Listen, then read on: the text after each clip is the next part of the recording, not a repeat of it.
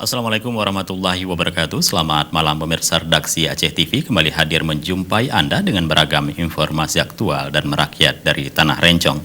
Untuk edisi lembaran kerja hari ini Kamis 18 Juni 2020 bersama saya Jufrizal, inilah laporan selengkapnya.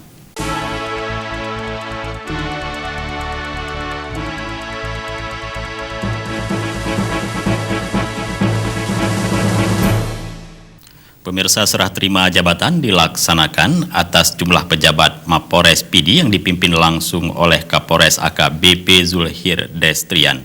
Upacara serah terima jabatan dan sekalian acara bisa sambut dilaksanakan sesuai dengan protokol kesehatan. Sejumlah pejabat Polres PD yang diserah terimakan yakni jabatan Wakapolres PD dari Kompol Iskandar kepada Kompol Dedi Darwinsyah, jabatan Kasat Sabara dari AKP Samsir kepada AKP Hevi Bakhri, dan jabatan Kasat Reskrim dari AKP Eko Rendri Oktama yang dijabat sementara oleh Kapolres PD karena belum adanya pejabat baru.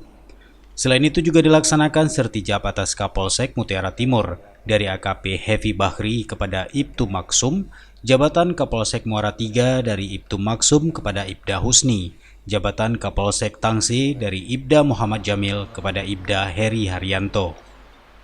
Dalam amanatnya, Kapolres menyampaikan jabatan merupakan amanah yang diberikan oleh negara, sehingga mengandung konsekuensi logis untuk dilaksanakan dengan sebaik-baiknya dan dipertanggungjawabkan baik kepada organisasi, masyarakat, maupun kepada Allah Subhanahu wa Ta'ala.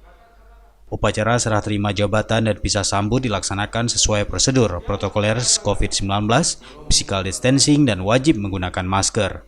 Upacara dihadiri para PJU Polres PD, para Kapolsek jajaran Polres PD, personil Bintara, staf Polres, dan pers Polsek jajaran Polres PD. Dari PD, Tim Liputan Aceh TV melaporkan.